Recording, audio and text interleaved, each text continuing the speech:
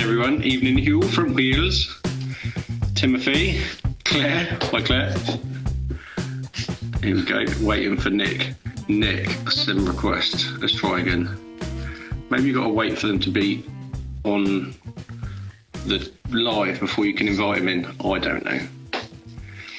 Learning as we go. Nicholas. How's that camera? Oh, he's quiet. Oh, hello. Right, how does this work? How you doing, buddy? You all right? Yeah, good, thanks. All good. Just, at home doing lots of DIY, and which I'm really, really good at. So I'm pleased I'm doing that. Mate, you're very, very quiet. Maybe you do need to sit a bit closer. All right. How's that? Oh yeah, that's better. How's tricks anyway? You would say you've did loads of DIY. What's your main DIY skill? Nothing. I've found out I'm completely useless. I have no patience. I'm right cutting the grass, a bit of cleaning, but honestly, I'm terrible. Like Claire has taken over. I seem to start, get halfway through, and then just think, no, I can't do this. So yeah. I need a steering wheel. Yeah. Too right. I'm missing that. God. So hurry up. Let's get out of lockdown, and then we can get back to it. Mate, tell me about it. I'm just absolutely desperate. Obviously, we were hoping to do. Well, we obviously before I advertised it, we were gonna do this last night, but you had a work phone call. Can you say any more about that on here, or not really? Yeah, sure. I've been working for Aston Martin for 20 years, I suppose. Similar to what you've done in the past, and you probably still do. So a lot of sort of showing off the cars to customers, teaching them, how to get the best out of the cars, demoing them, that sort of thing. And it's obviously with all this, it's stopped. Last night we had, I thought it was like a 20-minute chat. It was like a 2-hour call, and it was really, really good. Some of their plans are very good, and yes, so it will be starting soon. Thank God. Hello, Jay. Oh, that's good. Yeah, Jay's. Oh, you can see the comments. I had Joe on last week. He couldn't see the comments. Yeah, Jay's on there. Good lad he is. Yeah, no, we've got a few people coming on. So, first of all, welcome to the Spud'cast. I basically dreamt this up as something to do because I like a bit of Insta, I like a chat, and I like catching up with my mates. So no events on, can't see anyone. I thought let's get some people on, do a bit of Insta lives. So do you want to quickly introduce yourself and tell everyone what you do? My name's Nick Padmore. I'm a racing driver coach. I run a team, and I don't do any DIY. You run a team? I didn't know you ran a team. Yeah, so a very good friend, customer of mine, Max Smith Hilliard, who I've obviously driven with coach for probably 7 years now. Started Forza Historic Racing probably 4 years ago. I'm part time, but it's been moved up to North Yorkshire, so it's a fair old trek for me. But I really enjoy doing it. It's something that I want to do more of in the future. And this is perfect. He's given me a good opportunity to see how it all works, and just sort of left us to it, really. Oh, that's cool. What you hope to do more running a team and more kind of coaching stuff than actually racing? Yeah, obviously I want to keep racing. That's my life. But the running the team I find really interesting, especially in historics as well, because a lot of the owners of historic cars don't just have one car; they have a mixture of some have 200 plus cars. So yeah, it's something I'm definitely. I think probably 3 years. Maybe 2 years. I'd definitely like to have my own team and just develop it from there. Really, not really historics to begin with, and then venture into the modern stuff as well. Yeah. Because do you race like modern stuff as well? I know you do a lot of historic stuff. Do you do a lot of historic stuff? Modern stuff. No, not really. It's all depends how old you are, really, but probably. We're getting old, mate. We're getting old. No, I'm 22 now. The newest, That is a good line. I'm using that again. That's brilliant. the newest is probably the 996 GT3 RSR. I drive in Peter Auto, so that's probably the newest. Oh, what's that thing like? Oh, it's lovely. It's really Yeah. Yeah, I've been very lucky. I've driven and hope to still drive some amazing cars from, say, 1958 Grand Prix cars to, Villeneuve's 97 Formula One car. So, Stop it. with like 28 F1s I've driven now. So it's 28. Yeah. Oh, mate. And are they? Have you driven some? You know me well enough, and I've been given some amazing opportunities, and I'll never be able to repay those people. But yeah, every time you sit in one of those cars, it's just wowzers. Anything really, Mini or whatever that I don't own. It's fantastic. Yeah. However, you just touched on it there. I was going to come to this later on. How have you ended up getting from like doing billy rides at like Goodwood with me like 20 years ago to now being like chosen to drive these absolute weapons? Asked to drive these and drive hard these like Formula One cars and stuff. How on earth have you? Where's the middle bit of that? Yeah, I get asked that a lot actually, and that is a very difficult question to answer. It's Combination of networking, right place, right time. Yeah, but I never ask. Oh, can I drive your car? Can I do? Because these guys and girls who own these cars, it's their pride and joy. So you just sort of recommendations in with a few teams that want to get the cars out. Obviously, coming into the historic scene, Max Smith Hilliard gave me the biggest break ever and put me in a Williams FW05 back in 13, 14. And then I did Monaco that year as well. So, those opportunities, and then it just seems to roll. You meet the right people. You got to look after these cars. That's I can imagine. one. There's so much pressure. You've got to be sensible. Yeah. Because I can't, if I damage it, Trouble is, the danger is you've got to be sensible, but you can't just poot around in second gear at low revs. You have got to give it a bit of stick, otherwise the car's not going to work. So where's the what are you like 7/10 or something? No, you are pushing definitely, but say there's a gap, and you really want to go for the gap, then you just think, hang on, it's not my car. No rubbing. For qualifying and stuff like that, you are really going. You look at Goodwood now, or any historic race, and the drivers that are coming into that, there's some proper drivers, and we're all pushing.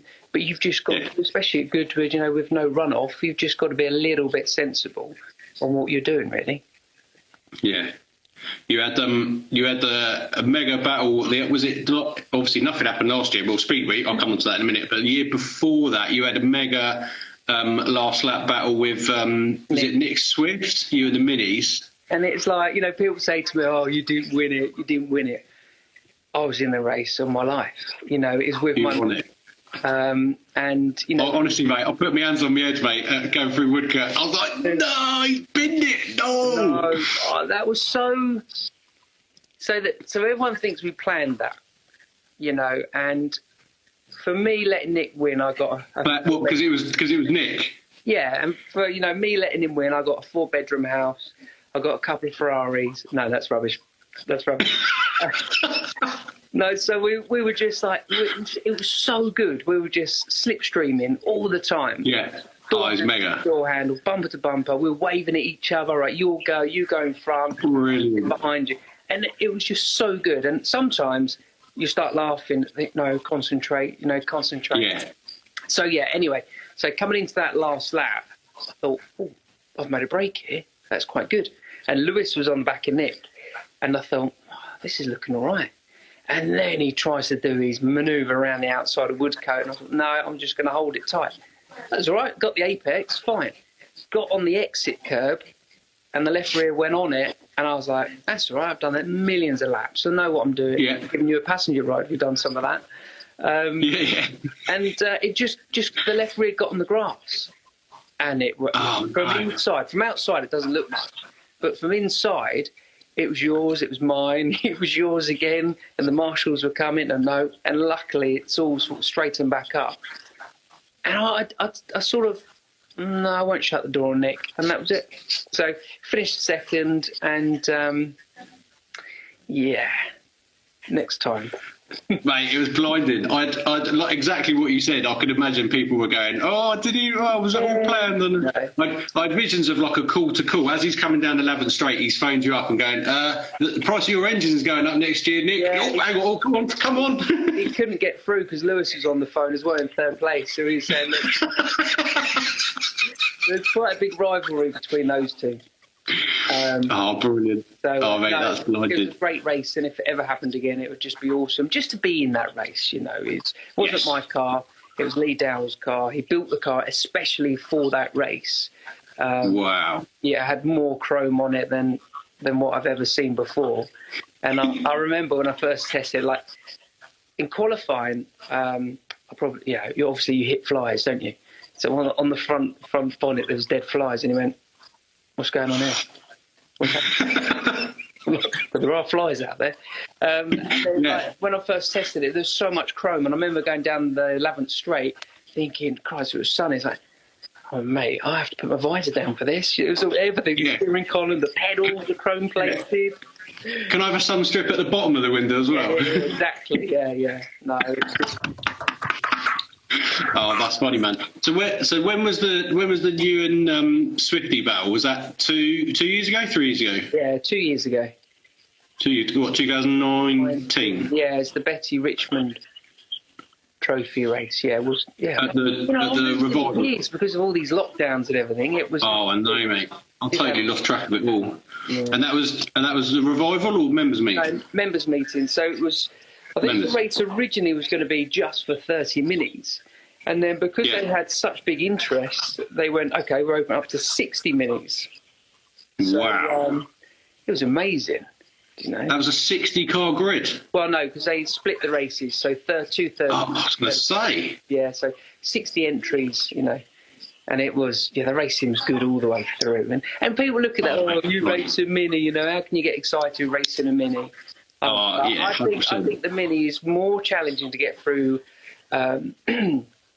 Madgwick. I have to think about the names of the corners. Madgwick, than probably the T70. It's been ages since I've been there. Yeah, I know, same here. Compared to the T70 is fast, but quite easy. Yeah. Mini's just a lift and then you're in. And like that left rear, so much work to hold you in there, and I could talk about it all day. Yeah, I know your passions for minis. I remember seeing you. I can't remember when it was. Must have been 2013, 14. I think you were there with your dad and possibly your Mini. Yeah, and that's your friend's Mini. So Dad bought historic Mini. Yeah, it must have been 13. And you'd done the engine on the Thursday or the Friday. Yeah, and then couldn't get a spare. Yeah, I think he'd spent about £1 million on trying to get that car running reliable, and in the end we just bit the bullet and went to Swift Tune, and not a big plug because he's probably not on it, but and then it didn't miss a beat. So, but he sold it. What that weekend or after that? No, just in general, just for anything from sort of wheel bearings to the engines, the gearboxes, everything. Just they're on it, aren't they? They're a company like KAD as well. They're very good, but yeah. So Dad sold that about 4 years ago, unfortunately. So. Oh, he ain't got it anymore. No. The money went into the extension at home.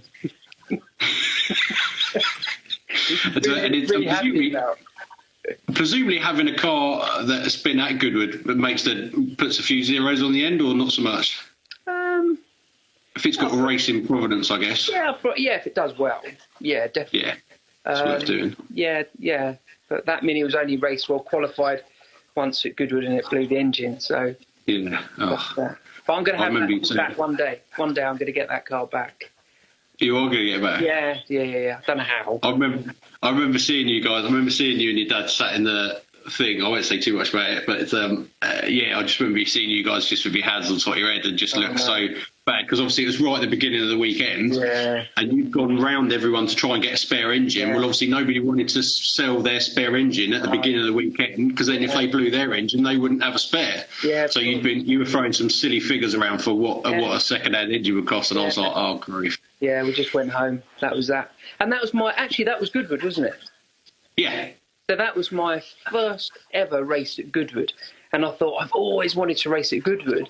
And the engine's gone pop with Richard Atwood driving it in qualifying 1. No disrespect to him, it just went bang. And I thought, I've been teaching it for so long. Yeah, you'd love to get out there.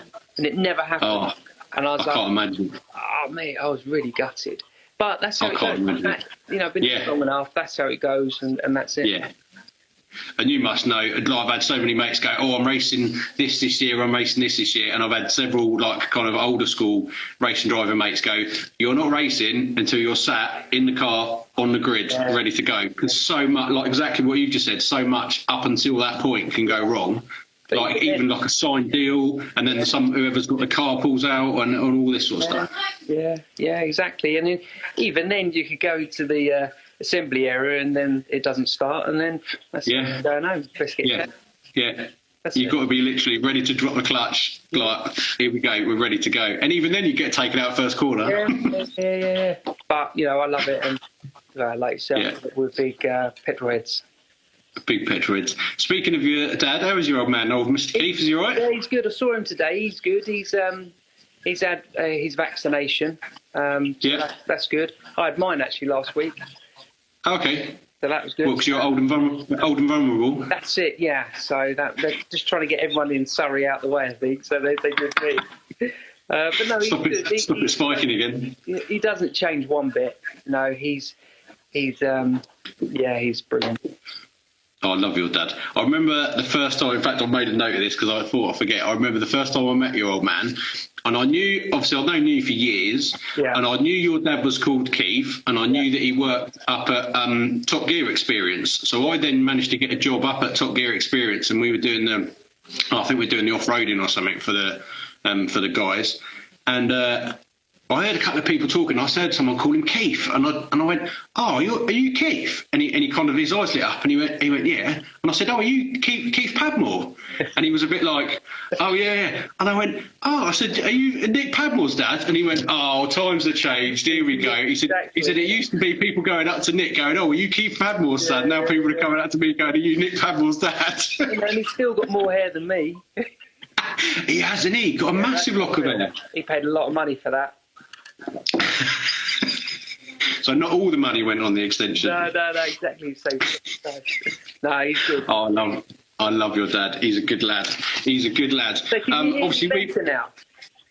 Yeah, it's a bit better. I'm trying to speak a little bit quieter because I'm aware that everyone that's listening in will have my volume, have me a lot louder than you, which is a common occurrence in the real world. But really, yeah.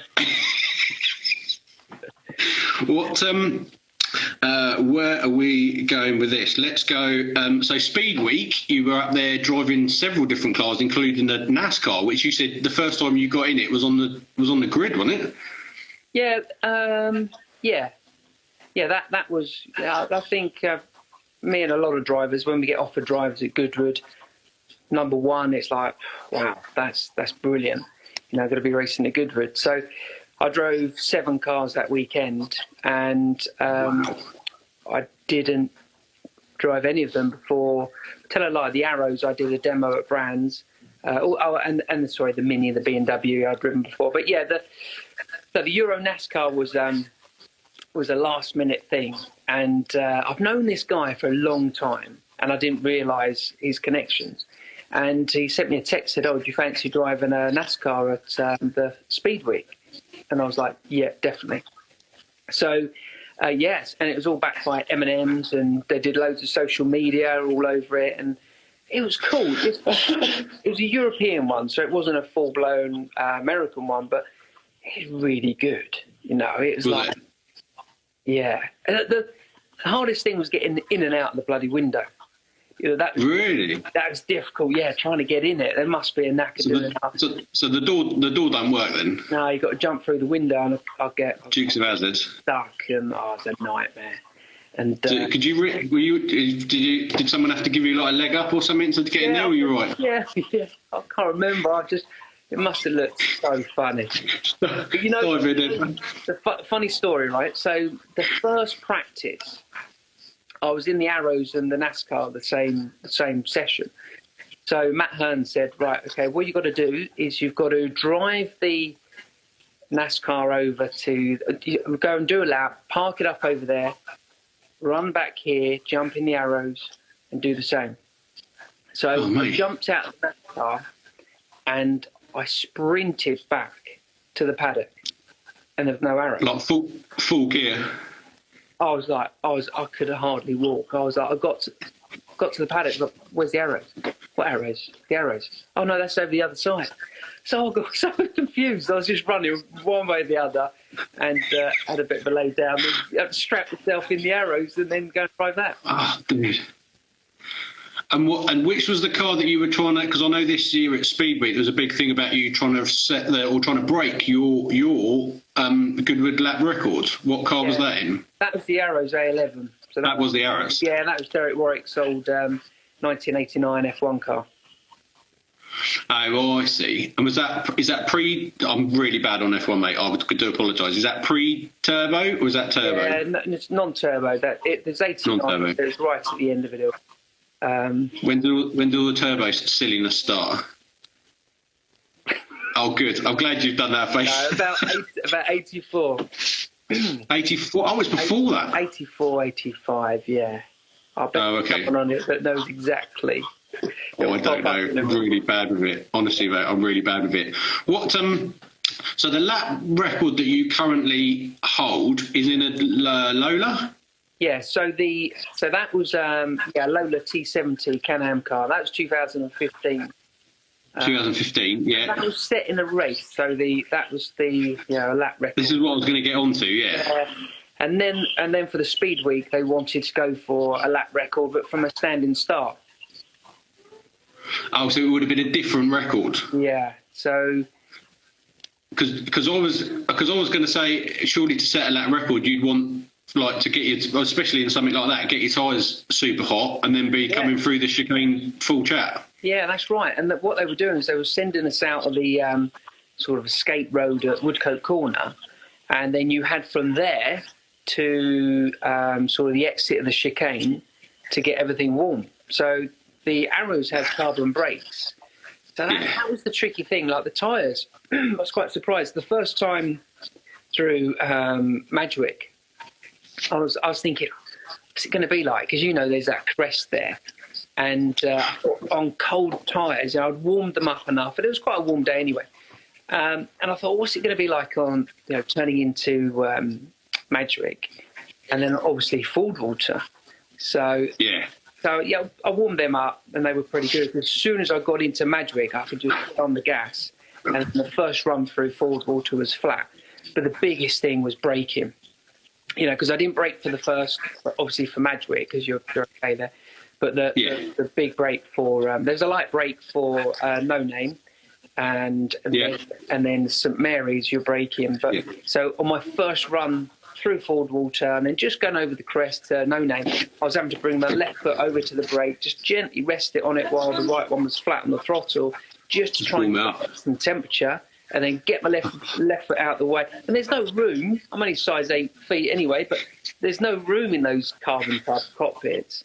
And then brake in and then get on with it. But mate, the noise, the sparks, I'm getting goosebumps already. It's it was so good. It looked mega. Like I say, my main thing is I'd love to see what you could do with that. I mean, send you out for 5 laps to get everything cooking, and then do a real mega send through the chicane.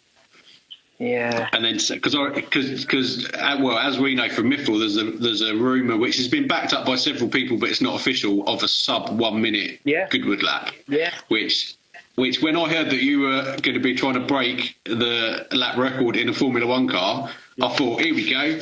Padders is on for a 55 seconds, something like that, easy. But like a week before that, so I drove the car. A good friend of mine, Jean-Louis Rion, bought the car. Forza put it all together, and it looks $1 million. And then we ran it, as I say, at Brands on the demo, and Goodwood just said, did you get any onboard footage from the demo? We're like, no. I can't be bothered with all that, really. So they said, "Oh, do you want to demo it at Speedwick?" So yeah, cool. And then go for a lap. So I didn't really think about the lap. I was thinking we're just going to do a demo. Do a demo. And then that was it. Once we sort of got closer to the event, it was like, well, go for the time. Yeah, let's go for a full send demo. See what happens. Exactly. It sounded so good. Like you listen to it going like obviously on the line and into the first corner and everything. It sounds brilliant. It sounded mega. All you hear in the car is just a real growl, but you don't hear that notes. No. It's a bit like I think when you went out and to go and do your run, I was stood on the fence next to, I think it was Andre de Cruz. Do you know? You must know him from doing past stuff. Yeah. And he said, and I think just before you'd gone out, I think there was a Judd something like a yellow thing, and because we were talking about engines and stuff, and he says if you want a nice engine, mate, he said you wait till this Judd thing comes out, and sure enough, I was like, wow, if that isn't the sound of proper racing, it just sounded mega. That's such a good car. I really like that. It's a good car. That. It's just a real, but it doesn't really sound like anything else. It's got a really distinctive kind of tone to it. Yeah. No, it's good. But yeah, it's blinding me. It's blinding. Let's have a quick look. Historics Minis talks about F1. I was flicking through some other stuff. You said that you're with Historics also. You're a driver. I watched an interview with you doing a bit of it. Historics driver representative, which sounded like the grid police when I was listening to it. What was that about? That was the representative for Historic Formula One. But then I did a bit of like stewarding for the Radical Championship as well. Okay. So driving standards. So in the Radicals, they were getting quite punchy. So there was a load of damage. So they wanted some advice. Oh, yeah. I thought it'd be quite an easy job. Oh, really? Yeah. It's funny. Bit of argy-bargy. I only did one day. Really? Yeah, because there was a fair bit of damage, and then of course the clerk calls them to his room, and then I had to give my opinion on the onboard footage. So you're like, what? And you just being honest, going, well, I mean, that's a bit of a Billy move. That's a Billy move. Yeah. And then they were copying the arse. Yeah. I remember one. I said, mate, that move looked great, but honestly, you're going to end up in Dartford if that wasn't going to be. That hitting that car, and it was so funny, but I didn't find the funny side of that really. But yeah, that's a difficult job. Like Donnelly does it at Goodwood. Blimey, that's a tough old job. That. Yeah, because presumably you're trying to do what's best for the sport and overall, but actually you end up making a lot of enemies if you're not careful. Yeah, leave the paddock for the night. Yeah, looking over your shoulder. Yeah. See who's waiting for you. Yeah. Oh, mate. What have we got down here? Oh, how's Claire? Oh, she was one of the first ones to jump on it. So she in the other room making sure that we don't say anything untoward, or she's going to quickly come in and go, no, you can't talk about that. Pull the plug out. Yeah. No.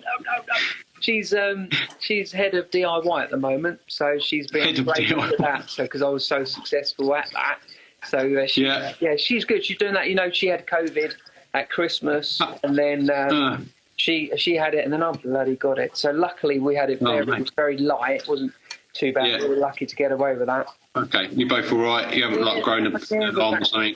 Back cycling and running. So brilliant. Trying to get fit. Cycling and running. Oh, I don't like the sound of that. Yeah, we ran today. Cooking and eating. That sounds like my sort of thing. How long have you and Claire been together? Oh, sorry. That's awkward. 15 years, I think. Wait. Wow. Awkward. And you guys, because you're married now. You've been married a long time. Yeah. She's laughing. Yeah, I remember. I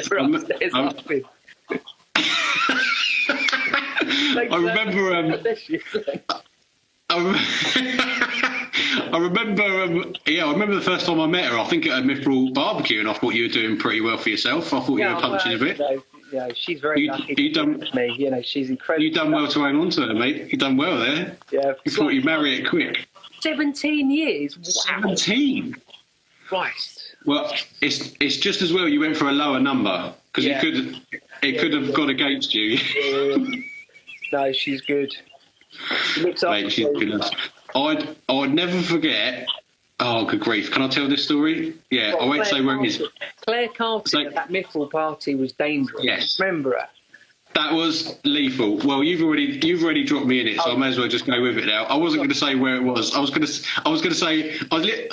say we're at a party where there was a kart track. Yeah. Oh, well, whatever. But yeah, basically we had a few beers, put kind of turned the carts off, then went and had a load of food, and then it got dark. Yeah. And me and Charlie were looking at it, and I joked to Charlie and said, should we go and get the carts? Should we go to fire the carts up? Yeah, come on, let's go and get the carts up. So we went to fire the carts up, pitch black, and the only light was on the corner of the old office building. It was shining towards the cart track. Yeah. So as you were going away from the cart track, the light was so far away you could just about pick up the white of the barriers. You couldn't see the track, and you could see the white of the. You got the white and green barriers. You could see the white of the barriers. Couldn't see the green barriers. And you could see the glow of the exhaust on the other car. Well, all the time it was me and Charlie, it was fine because we both knew where we were. Yeah. Then obviously everyone at the barbecue then heard the carts running, and then we started seeing people running over. And as you go past the pit lane, you can hear people starting carts up. Yeah. Now I'm not sure who's where. Anyway, I'm coming a couple of minutes later. Anyway, I'm coming down the straight. Got the light in my eyes, flat, obviously, and I saw something move across the light, and I nailed the brakes, and I thought I'm not sure where I am, so I nailed the brakes, and at the point I stopped, I was about 4 feet away from your missus, who was climbing out of her go-kart, facing the wrong way. Yeah. So I was literally about to pile straight into her, and she was half out of her cart. That was the movement across the light, and I would have ended up wearing her. And it was like, right, that's it. Put the carts away. Done. Oh, mate, that could have been nasty. I don't think we ever carted in the dark again after that. Mate, that was lethal. I can't remember last time I saw you, Mrs. Probably up in the assembly area somewhere. Yeah, somewhere. Oh, Grace, while you're there, can you get a string? My missus is going, you're very interested in his wife. Say no more. What? Hey, what? Excuse me. Oh, okay. Yeah, no, don't die. Racing this year, what you got plans? It's like there's lots happening, and a lot of my customers want to do stuff, but I think there's a big rush coming. You know, everyone wants to get back out on track, and you know, don't blame us. We need to get going, don't we? But I think we're a bit sensible. So I'm going to be doing Peter Auto again with Jean-Louis Rion in the GT3 RSR and the Group A BM and the Chevron B21. So I'm going to do that. Peter Auto's great series in Europe and massive grids, everything else. Masters as well. I'm going to do the Le Mans Classic as well. First time I've ever done that. I've never raced at Le Mans Classic, and I've always wanted to.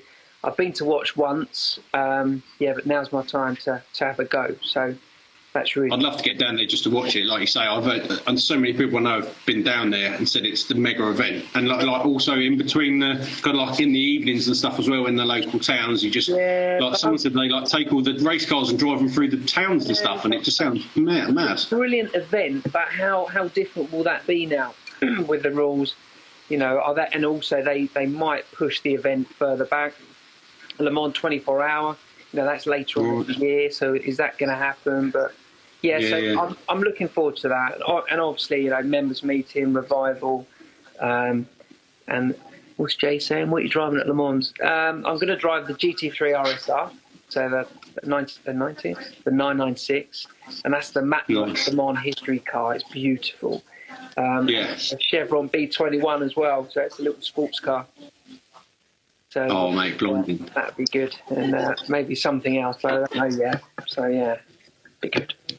And then my Mini, because I have a Mini Miglia, which is more sort of modified than the historic Mini. So I'm going to race that a good few times. Yeah. Oh, mate, blinding. Oh, mate. But yeah, and like you say, it's one of those. Everyone wants to get going, but you've got no one knows what's. My worry is that everyone. What? Yes, please. No one knows what. Do you know what I mean? If people are trying to organise events now, but will all the dates that they've said this is going to happen by this date, they've said at the earliest, which they've given themselves leeway to extend it if needs be. So my worry is that they start lifting restrictions and then this R number or whatever starts going up again, and then they pull restrictions again and all this sort of carry on. And I don't like Festival of Speed and stuff is they've said that's going ahead, which I think it will. My worry is will people go to a big event? I think people will. Yeah. How much manufacturers want to get involved? I don't know, because obviously it's quite a lot of money. I don't know. I don't know. Are you involved at Festival of Speed at all? I might be there. Yeah, I haven't really been. I don't really do that every year. I did it for Aston Martin a few years ago. Yeah, it's okay. You know, if I do it, I want to do it so really wild. Yeah, just see what happens. It would be good. Maybe the Arrows. I mean, it's such a mega event. There's just nothing like it, is there? Yeah. I mean, literally stuff getting shipped over from like Australia and America just for that, the weekend, and then shipped back in. Huge, and I think the whole team do such a good job, don't they? The members of Revival. I've never been to the horse racing, but Festival of Speed, everything is just so good. They're just really good at it. You know? Yeah, it's just mad. Yeah, I wouldn't want to be the person trying to organise all that sort of stuff, because there must be loads of like kind of last minute, like that's not coming or that's coming instead, and all these kind of program changes and stuff you've got to run with. And yeah, it's just brilliant. I remember the year when Valentino Rossi turned up. I think he won the MotoGP, and then he flew straight there, and he was up on top of the balcony on the house waving at everyone. And that's mega. What a legend of the sport, you know, just incredible. Need some more of those people, really. Oh mate, he's a good lad. He's a good lad. I've got down here. Is it still flat from the pit lane to No Name in a mini? I remember chatting to you once doing I think you were doing hot rides in the mini, and I was strapping the billies in. And every time I opened the door, I said, this guy's just watched you pootling around. He said, you look like you're popping down the shops to get a pint of milk or something. You were like, oh, really? Do you know what I mean, you've been wheel spinning out the pits and you just like flat on it. And I think Paul came down and gave you, listen here, sunshine, gave you one of his listen here, sunshine talks. I think he said 8 tenths, Nick, 8 tenths. We know you can drive, Nick, 8 tenths. You wound me up. You know, that was a good few years ago. So for all the people watching, when I worked at Goodwood Mithril, you were there helping out and doing everything, and I was doing passenger rides in just like a Mini Cooper S, wasn't it? Mini Cooper S, yeah, like 170 brake. Yeah, so I was doing passenger rides, and obviously you're driving 5 temps, and when you were, is it flat? And I like when you said, some blokes, you said, you know, basically you're too slow. That was it. You know, that poor passenger. It was flat, and it was flat from the pit lane all the way through, and there was room on the exit.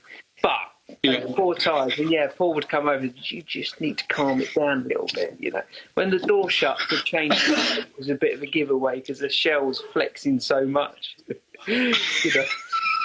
It was brilliant. Great practice, really good practice that was. Yeah. I mean, to get paid for doing full send passenger rides around Goodwood, you're getting paid for testing effectively, and it's not your car, and you're getting your right, aren't you? Yeah, it is. It's, you know, obviously sitting in the scary seat is a bit more of a challenge, especially. Yeah, although hopefully you won't go as fast as the Billies. No. I do a fair bit of coaching at Goodwood. Yeah, and the passenger seat around there, as I've said before, and I keep saying, you've got to respect the place. But you know, there's just no runoff there. There's a couple of places you've got 6 foot of grass on a wall. Yeah, exactly. But I love coaching there because it's there's a special technique of driving there, and you know, I've got some protégés, page 3 racing all over Instagram, and you know, they're hopefully going to race their mini at Goodwood very, very soon. But we're going to plan on getting them up to speed there, because it's the dad and the 2 sons now that are racing 2 cars. You know, they accidentally bought Willow, Nick Swift's car, just as you do, and they have a lovely. Yeah. So I'm going to be there a fair bit, and new customers were going there as well. So brilliant. Not too much in the Scary Sea. I'll be using the V-Box. Okay. Yeah. Sure, that's cheating. Yeah, it is, but it's much safer. How do you sell it? Say, well, if I'm in the car, that's not accurate kind of like weight for the car and all this weight, sort of stuff. Too much weight, and also there'll be a lot of noise. Yeah, no, it won't be accurate. Then when I get out, it'll feel wrong, and yeah, totally. Oh, I love it, man. I'll never forget you talking about doing rides. I think we must have been there. This must have been 2000. I must have been at Mithril kind of 4 or 5 years, and I don't think I'd ever been around the track. I might have been around the track once in my golf GTI, but not very fast. Mithril was always one of those jobs where I absolutely loved working there, but I always thought I could drive until I got a job working with racing drivers, and I think I was there. I think it was about my 4th or 5th day. And I've always had like hot hatches and stuff, and I've thrashed around the B roads and stuff, and you think you're something special, and you think, yeah, I'm all right, I can drive. And it's about my 4th or 5th day, and I said to one of the guys, they said, oh, you've been here a few days. Would you like a passenger ride with one of the instructors? I went, oh yeah, I'd love to go out. And they said, and I can't remember, I think it might have been Hayley. She said, go and ask Paul. Because he said Paul would feel really privileged to take him out. Now, bearing in mind, these are his cars as well. So I wasn't expecting much. I thought, he owns the cars. He's not going to be giving it the full send. So I was almost a little bit like, oh, do I have to go out with Paul? He's the boss. He's not going to... I mean, I saw this old grey-haired guy. I thought, he's not going to give it much. My days. We come into No Name, and I thought, in my head, I thought he was showing off, and I thought he's overclubbed it because we were going into No Name so fast. I thought he's not going to get this thing stopped in time. So he just tweaked it in there, a little bit of left foot, and we went around the corner. And I was like, "What? I thought that was a crash for sure." Like that. But deep down, no idea was going. Oh my god, that was a close one. Did you see that? Did you? Oh, God, Jesus! And he was mega, and he was so calm, and we were just flat, and he's just dancing it around. I mean, this old phrase, and he was dancing it around all over. And we came back in, and he wasn't killing the brakes, maybe a bit of movement on the tyres, but it's one of those like you can drive a car hard, or you can carry a corner speed, which is exactly what he was doing. Yeah, super smooth. And he just came in the pits and shook me out. There you go. Hope you enjoyed that. Go and put your crash helmet back on. And I was just grinning from ear to ear. Down, didn't he? He passed out on the grass after that, didn't he? Because he had a massive moment. So I remember. Michael Schreiber, I think's on here. He's asked a question. Sorry, say again. There's a question on there that you've got to keep an eye on. There's a question. Well, mate, there's so much comes up. I never know where to stop. There's loads of people chatting to each other. There's a couple of messages from your missus taking the mickey out of you. Were you at Goodwood when they had the Formula First? And if so, what was the instructor lap record? I was there actually when Peter Gething driving courses were running that. And was that pre-Mithril then? No, I think they ran alongside. Oh, was it? I don't know. Yeah, and they... there was I know the name, but I don't know much about it. There was a few races there with instructors, but I don't think there was any lap times, unfortunately, because that would be brilliant. But no.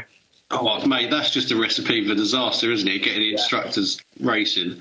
I have heard some behind the scenes action, maybe not at Mithril, but of some close calls. Maybe that's a story. Maybe that's a story for another day. What time we got, mate? It's 45 minutes we've been on here already. What? Let's go. What is the pinch yourself car that you're sat in the car and you're like, I can't believe I'm sat in this about to do a send? There's two. There's Carlos Reutemann's Williams FW07C, which was, and I remember the first time I drove that car, again, Max's car, very kindly said, I was coaching him, do you want to have a go? So I was at Barcelona, and it was an exclusive hire. And so, yeah, I strapped myself in it. And I'll never forget the feeling of going down the pit lane.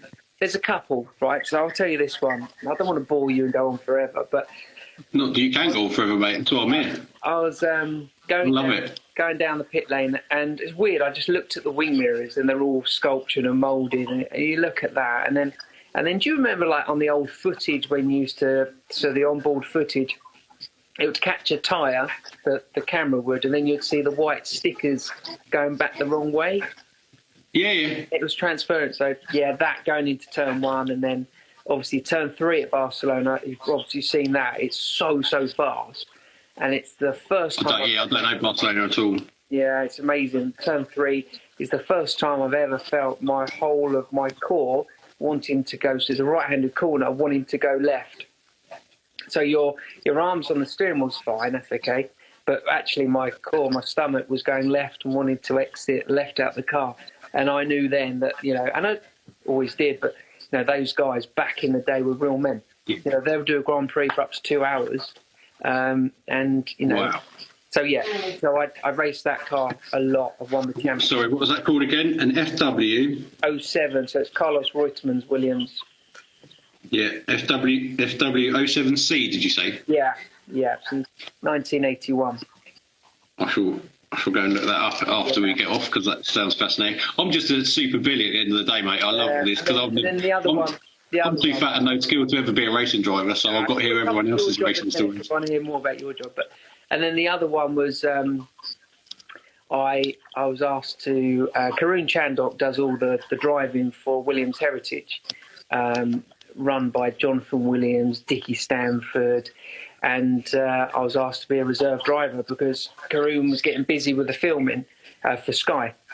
So, so I went to the factory for a seat fit. I went to Williams for a seat fit, and that was cool. And then Dickie Stanford was having a chat with me, just like a normal guy. And like that Dickie Stanford he's been there, he's done it, he's wrote the book. He will tell you, if you're messing around or not. And then Jonathan Williams. He will. Yeah, so my first day was shaking down Jack Villeneuve's 1997 FW19. No. Yeah, so I was just doing straight line runs at Western Airfield Aerodrome, just doing systems checks and stuff like that. And I've done a good few days. I was out in Miami with them in 2019. I was meant to be there in 20. I was meant to be there last week, but because of COVID, we can't get going. And then on another day there, I drove 2 FW19s on the same day. Both Villeneuve's cars, and the other car had Villeneuve's steering wheel, so I had his hand moulded on the steering wheel, and and then you get Dickie Stanford just sort of kneeling over saying, "You all right, Nick? Do you want to make any changes?" No, unbelievable. Oh, mate. Amazing opportunities, it's yeah. And to drive those cars, Yeah. Straight line testing at to Western, and then I, as I say, went to Moroso, Miami, and actually drove the car, for 10 laps or something like that, and that was pretty cool. And how tricky are they to drive? They're different, all of them. Every single Formula One car I've driven, and don't get me wrong, I'm not current Formula One spec, but they're all different. They're all hard, and when you get in it, you've got to be 100% concentration, because say with the H pattern box, if you miss a gear, that could be £18,000. So you've got to be sensible. And then the later cars, so the 97 car, was all about carbon brakes. So the gears, it's paddles. You ain't going to go wrong with that. No. Braking, Jesus. It's like someone down the back straight at Moroso. It's quick, but when you hit the brakes, it's like someone's got a lump of wood and just whacked you around the back of the head. Really, they're ferocious. Gosh, yeah.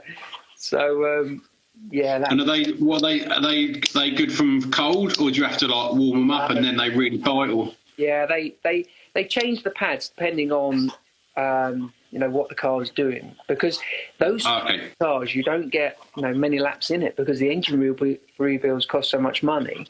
So they'll go for a soft. They can't have you pooling around just to warm the brakes up. Geez, no way. So every lap counts. For the guys that own these cars, they want to jump in it, drive it 5 laps, because really they're quite physical. They're very physical to drive. So yeah, the brakes need to be working straight away. Right, okay, so they don't have some silly pad in there. Yeah, I was just seeing this. 1380 Davis, hello, sir. Hi, Nick. What one car would you like to drive? One race car? Maybe one that you haven't driven? What's your sights on? It's got to be more Group C. Group C cars. I drove a Nissan. What's Group C cars? I don't know what Group C is. Gee, really? Sorry, second. Really? Group C what? They're Group C. Group C rally cars? From sort of the 80s, 90s. Yeah. So they did Le Mans 24A. Like the Porsche 962, Silk Cut Jags.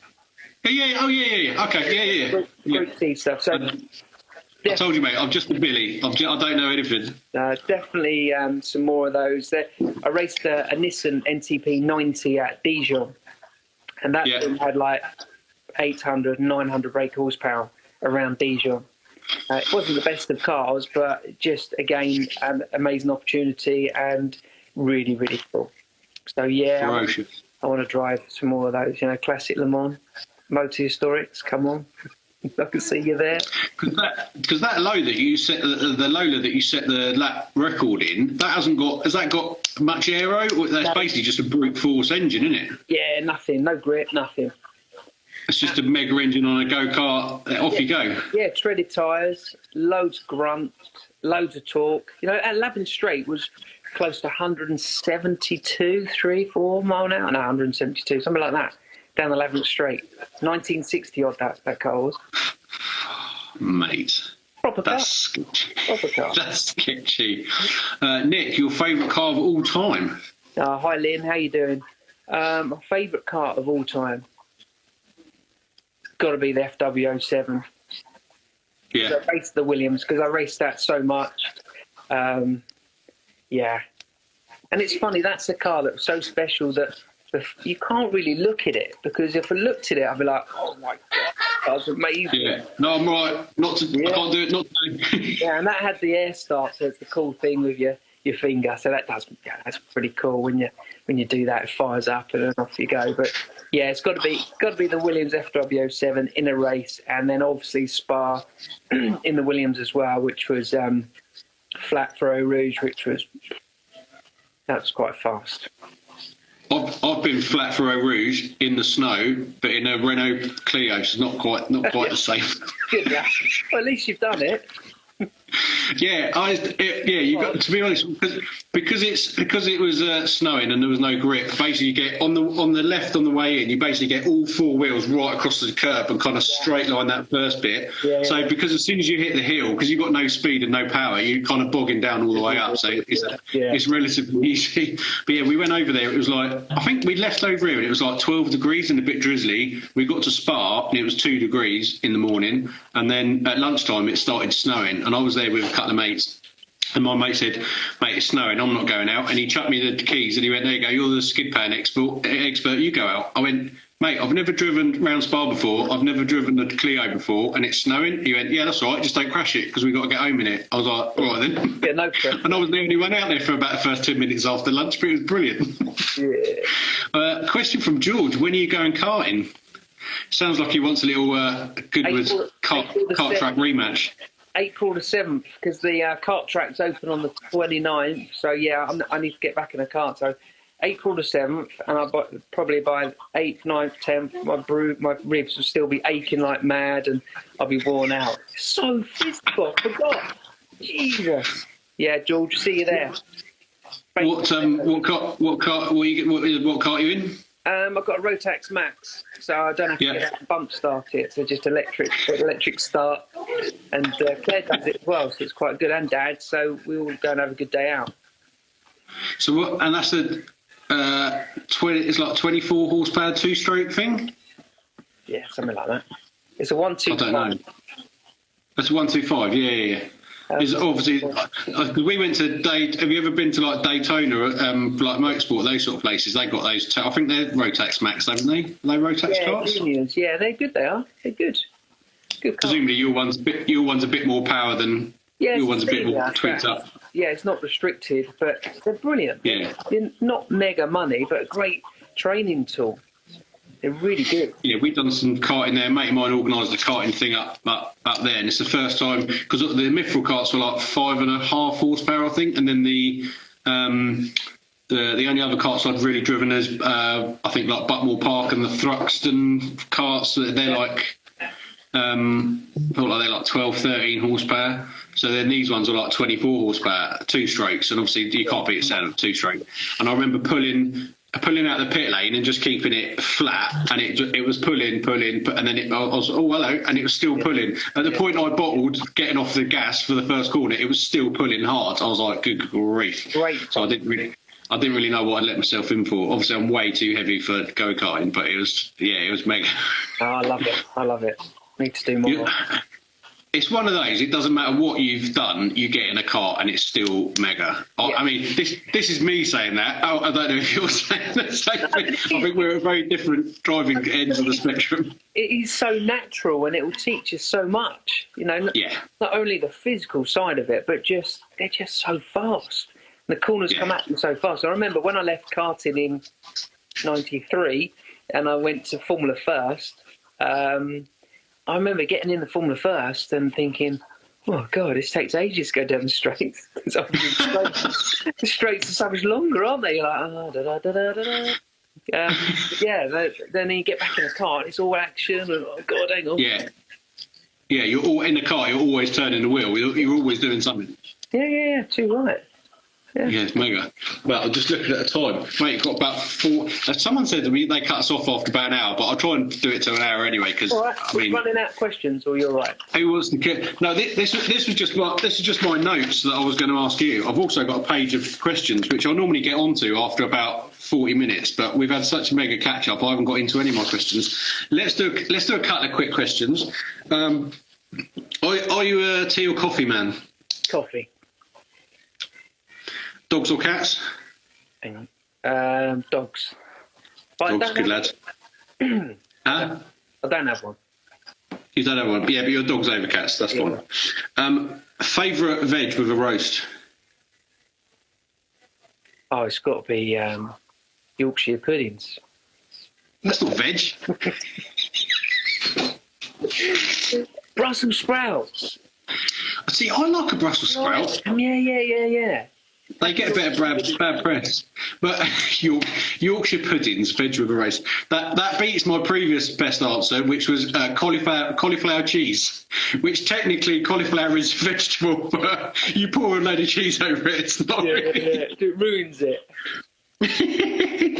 What's the most underrated car that you've driven? Obviously, we get to drive a lot of different kind of machinery on all these manufacturer stuff. What's the most underrated car you've driven? What, road car? Yeah. What's something that everyone slagged off and you thought, actually, this is pretty good? No, really. Or overrated? No, or both? It's that's a good question, actually. I don't know. For me, all the modern cars with all the electronics and everything else, I find bit safe. Yeah. It's a bit numb, isn't they? Yeah, they are a little bit. And I drove a 488. Was it GT challenge car, race car last year? Yeah. I was really looking forward to driving it because it's a brand new car. It's modern GT car. Yeah. This would be good. God, I got in it and the thing didn't move because all the computers do it for you. Oh no! So it looks good, but just so vague. You don't feel like you're involved. Yeah, and you're getting out. You're going, yeah, it's nice. It's a very nice car. Yeah. I know exactly what you mean. You feel like you're telling the computers what to do with the car rather than you telling the car what to do. Yeah, and obviously it's very clever, and I'm sure spending more time, I'd get my head around it, but. For me, I want the car moving around. I want the oversteer, the understeer. I want the torque coming through, and you can feel it. But it wasn't happening on that day. No. Maybe it's because you weren't going fast enough. Probably. Too much grip. Yeah, probably was, but it's weird. I want to see. So someone used to tell me full commitment. That's what they used to tell me at Goodwood. Full commitment. Yeah, full commitment. Yeah, been down. Well, we got one more. Favourite James Bond car chase? See, I'm not really into movies, so you've got me again. Are you not? No. You're not really into James... You must have seen a James Bond film. Yeah, I have, but I don't remember any of them. My memory is so bad. I don't have, great memory. Was it too many bumps on the head or something? Yeah, probably all. Just going around in circles all the time. Yeah, you're just a bit dizzy. You're not sure. Yeah. All right, let's go for something else. Money, no object, car, past or present, that you'd want in your garage. Road car. Yeah. F40. F40? Yeah, same. They're just mega, aren't they? That car is so cool. I've driven F50. I was about to say, have you driven one? Yeah, I have. And that was at Monza, actually. So not on the road, but on the track. Yeah. Just an animal. Yes. Really, really good car. Yeah, I'd have one. Oh, it's mental. And I'd have a Mini as well. Sorry? I'd have a Mini as well. I've got. And a Mini. I've got. Well, yeah, because you can't pop to the shops in an F40. No. Yeah, I haven't driven one, but someone took me for a passenger ride in one once, and it was, like you say, it's just mental, because you've got the turbos right behind your head, and it just pulls. I've never been anything like it, and it's the first time I'd ever been in like a really fast car, I think, and the seats are lying down quite a lot, so when it all kind of takes off and off you're going, all your internal organs are like trying to come up through your neck, and I felt about sick for about 2 hours, like. Like after you've been on too many fairground rides, I felt like that. But I think after that car, they just went a bit too computerised. The F50 was very good, but it certainly wasn't as raw as the F40. Yeah, because that had nothing on it. I didn't even think it had ABS on it, did it? No, that was literally like a race car straight on the road. And V8 twin turbo go-kart. Yeah, that's it. They had to do that for Le Mans, so that's what they had to do. What the F40 was for Le Mans? Yeah, well, it's all the homologation. They have to build so many cars for it to go racing, and I think that's the rawest they're going to do. Oh, mate, that's mega. Mate, as always, it gets to the hour, and I feel like we could chat for another hour, but it's one of those. If I get short, I might have you on again. But I've got a few people. I've got a few people lined up for this. Thank you, everyone who's come on and watched, and all the comments and questions. One more question. Sorry? Best Goodwood battle. Go on. There's down there. Swifty, isn't it? Yeah, me and Swifty. It's got to be Swifty, isn't it? Yeah. Swifty. Yeah, definitely. Crazy Rob. If you've only just joined us, we discussed this earlier in the thing. So what I always say is, if I press the right buttons in a minute, I'm going to save this into my IGTV, which you can go and watch from my profile. Then when I get bored tomorrow, I'm probably going to turn this into a YouTube video. So I'm hoping that I'm not so much louder than you, but what I try and do is normalise the sound so we're both the same volume, makes it a bit easier to listen to. And as of last week, then what I did is I ripped the sound off of my YouTube video and turned it into a podcast. So you can even listen to us on Spotify. Pretty clever. You are clever. Mate, it's not clever, it's boredom. Yeah. I'll tell you what, I've done well with my right arm here, holding the phone for an hour. You've done really well, mate. I don't know why you're so quiet. It's a real shame. Flexing, but you're definitely much better. I think it was something to do with like whatever you had your phone on was on the microphone or something. Yeah. I don't know. No, you've done well, mate. Mate, absolutely mega catching up with you. Hopefully, I'll see you at some sort of event, probably in and around Goodwood somewhere. Right. Get it all back to normal soon and get everyone back at the races and just catch up. I just miss that banter with everyone, just walking around the place, seeing people. So hopefully we can do that real soon. Well, hopefully in the last hour we've taken a bit of edge off the need for the banter. We've got to add a bit of banter going. That's the other reason I like doing these, because it's just take the mickey out of each other a little bit and have a bit of a catch up. Well, you're my first one, so I was quite impressed with that. You've done well, mate. I've been the first couple of bits. I've only done 4. My first one I did by accident because I was testing it, and then loads of people kept coming on asking me questions, and I was on it for like half an hour. I think I've watched that actually. Mate, it's been mega catching up. Thank you ever so much indeed, and I'll catch up with you soon, brother. Take care, yeah? Thanks, see you later. How do I turn it off? Take care, mate. Take care, don't lift. Bye.